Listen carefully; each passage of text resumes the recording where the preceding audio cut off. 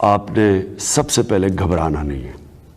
آپ نے سب سے پہلے گھبرانا نہیں ہے کہ بھارتی ایئر فورس کے فائٹر ایئر کرافٹ جس میں رفیل بھی ہیں اور Su-30MKI جو ہیں وہ آپریٹ کر رہے ہیں. لے کا ان کا جو ایئر بیس ہے جو کہ پاکستان کے بھی قریب ہے, چین کے بھی قریب ہے, اور یہ دیگر جو ایئر بیسز ہے وہاں سے بھی ان کی فریکوینسی, ان کی فلائنگ کی وہ بہت زیادہ تیز ہو چکی ہے. بھارت کے ساتھ معاملہ آتا ہے جب پاکستان کا کوئی دشمن چاہے ادھر سے چاہے دوسرے بارڈر سے, جہاں پر آپ کا افغانستان کا ہے وہاں سے دہشت گردی کی لہر اور یہاں سے کوئی فالس فلیگ اور کوئی ایڈونچر, ان دونوں چیزوں کے اندر انہیں مزہ چکھانے کے لیے, ان کے ایڈونچرز کو مس ایڈونچرز میں بدلنے کے لیے یہ تمام تر چیزیں بہت زیادہ امپورٹنٹ بھی ہیں. خطے کے دوسرے ممالک بھی اس آگ کا نشانہ بنے, لیکن پاکستان کے اداروں اور قوم کے جرأت مند بیٹوں نے آج سے پہلے بھی اپنے وطن کا بہادری سے دفاع کیا. مستقبل میں بھارت کے ناپاک ارادوں کو خاک میں ملاتے رہیں گے.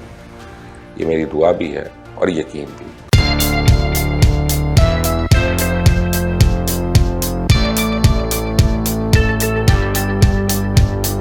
ناظرین کرام, اس وقت کچھ انتہائی تشویشناک خبریں آ رہی ہیں, اور ایک جانب تو بھارت اپنے رفیل طیارے پاکستان کی سرحدوں کے قریب لے آیا ہے, تو وہیں دوسری جانب فالس فلیگ آپریشن سے پہلے جو کچھ بھارت میں ہوتا آیا ہے این وہی اسکرپٹ اس وقت وہاں پر شروع ہو گیا ہے. اور اس وقت کیوں یہ وقت آ چکا ہے اور کیوں اس وقت ضرورت ہے کہ پاکستان کی افواج مکمل طور پر پاکستان کی سرحدوں پر اب توجہ دیں, کیونکہ شاید اب حالات سنگینی کی جانب بڑھیں. اب صورتحال بڑی اہم اور معاملات فیصلہ کن مرحلے کی طرف بڑھتے جا رہے ہیں, کیونکہ اب ٹائم آ گیا ہے کہ نیوٹرلز کو بارڈرز پر فل فلیج توجہ دینا ہوگی. اور اسی طرح سے جو معاملات اس سے پہلے دشمن خاک چھانتا ہے, اگر وہ کوئی ایڈونچر کرتا ہے تو اس کے ایڈونچر کو اسی طرح سے مس ایڈونچر میں بدلنا ہوگا.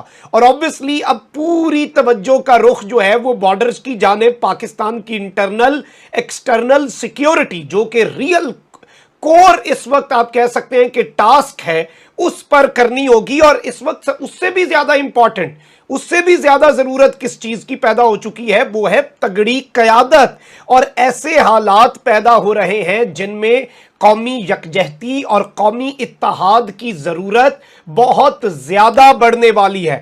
obviously اس وقت انڈین پراکسیز کے ساتھ طبلے جنگ بج چکا ہے, اور پولیٹیکلی چاہے جو مرضی ہو جائے, یہ جو سرحدوں پر جان دینے والا آپ کا اور میرا جوان ہے جو اپنی جانیں قربان کر دیتے ہیں, بھارت ہو کیسے سکتا ہے کہ پاکستان کے اندر سیاسی عدم استحکام, لیڈرشپ کا فقدان. اور سیاسی لیڈرشپ دیکھیں, دو محاذ تھے ابھینندن والے ٹائم پر, فوج نے اپنا محاذ سنبھالا تھا, قوم کو یکجا کس نے کیا تھا, قوم کو یہ کس نے کہا تھا, اور پوری دنیا کو اس قوم کے بیاف پر کس نے کہا تھا کہ ہم ریٹیلیٹ کرنے کا سوچیں گے نہیں, ہم ریٹیلیٹ کریں گے. اس وقت سول ملٹری لیڈرشپ کا ایک پیج پر ہونا اور پوری قوم کا بھی اسی پیج پر ہونا بڑا ضروری تھا, اور وہ مورال ہوتا ہے, وہ جذبہ ہوتا ہے. اس وقت شہباز شریف یہ کرے گا, اس وقت بلاول یہ کرے گا, اللہ نہ کرے اس طرح کی سچویشن پیدا ہو گئی, اور اب بھارت جو ہے وہ اسی چیز کا فائدہ اٹھائے گا.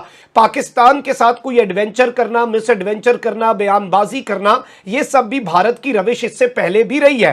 اب اس سب کے اندر اطلاعات یہ ہیں کہ بھارتی ایئر فورس کے فائٹر ایئر کرافٹ جس میں رفیل بھی ہیں اور Su-30MKI جو ہیں وہ آپریٹ کر رہے ہیں. لے کا ان کا جو ایئر بیس ہے جو کہ پاکستان کے بھی قریب ہے, چین کے بھی قریب ہے, اور یہ دیگر جو ایئر بیسز ہے وہاں سے بھی ان کی فریکوینسی, ان کی فلائنگ کی وہ بہت زیادہ تیز ہو چکی ہے. جبکہ دوسری جانب آپ کو یہ چیز اس وقت سمجھنی ہوگی کہ آرمی اس وقت مضبوط آرمی, اور ایک ایسی آرمی جس کا سیاسی کردار بالکل ختم ہو اور سب کو نظر بھی آئے, اور اس طرح جس کے اندر انڈسپیوٹڈ چیزیں ہوں, یہ پاکستان کے لیے بہت ضروری ہے, یہ ہماری فوج کے لیے بہت ضروری ہے. نیریٹو بہت ضروری ہے, اور یہ نیریٹو obviously ویسے نہیں بنتا, فیک نیریٹو تو نہیں بن سکتا. جب ریئل گراؤنڈ پہ چیزیں ٹھیک ہوں گی, نیریٹو آٹومیٹکلی ایک دن نہیں لگے گا, نیریٹو ٹھیک ہو جائے گا.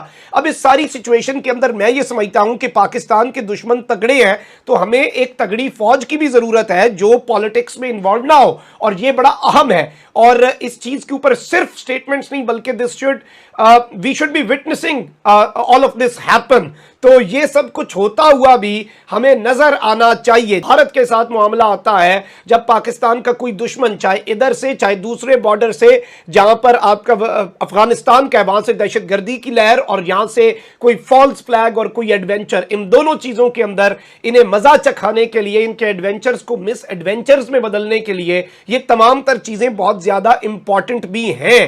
آج کل عالمی سیاسی صورتحال بڑی سنگین ہے.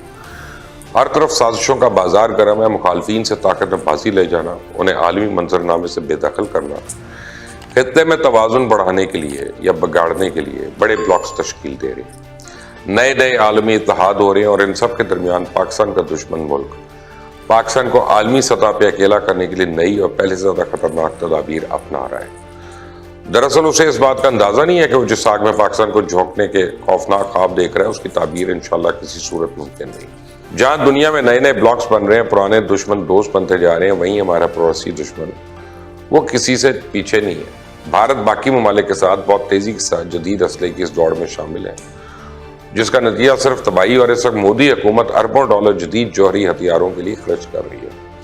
آپ بھارت کے اس خوفناک جنگی جنون کا اس بات سے اندازہ لگا سکتے ہیں کہ جب دنیا ایک وبا کی لپیٹ میں تھی، یعنی کووڈ کی، تو عالمی معیشت تباہی کے دہانے پہ تھی. ملک میں ہزاروں کیا لاکھوں لوگ لقمہ اجل ہو رہے تھے. مریضوں کی سانس لینے کے لیے آکسیجن کم پڑ رہی تھی. بھارت میں شمشان گھاٹ میں مردے لے جانے کے لیے جگہ کم پڑ گئی. تب بھی مودی حکومت فرانس اور رشیا کے ساتھ ہتھیاروں کی ڈیل میں مصروف تھی اور بھارت کے ساتھ ہمارے تعلقات کبھی بہتر نہیں رہے. اس وقت بھارت کے جنگی جنون نے ہر حد عبور کر لیا. اس کا صرف ایک ہی مقصد ہے اور وہ ہے خطے میں عدم توازن کرنا، تاکہ ملک میں افراتفری کی فضا پیدا اور ہم ایک اور جنگ میں الجھ جائیں. بھارت اپنے اس مس ایڈونچر کے خواب کو پورا کرنے کے لیے ہر ملک سے مدد مانگ رہا ہے اور اس وقت مودی حکومت کی مثال اس بھیڑیے کی طرح ہے جو کافی دن سے شکار کی تلاش میں مارا پھر رہا ہوتا ہے. اس گرانی سازش میں یہ اکیلا تو نہیں شامل ہے، بلکہ اس میں دنیا کی تمام بڑی طاقتیں بھرپور مدد فراہم کر رہی ہیں. بھارت پہ ان دنوں تمام بڑی عالمی طاقتیں بشمول امریکہ بڑے مہربان ہیں.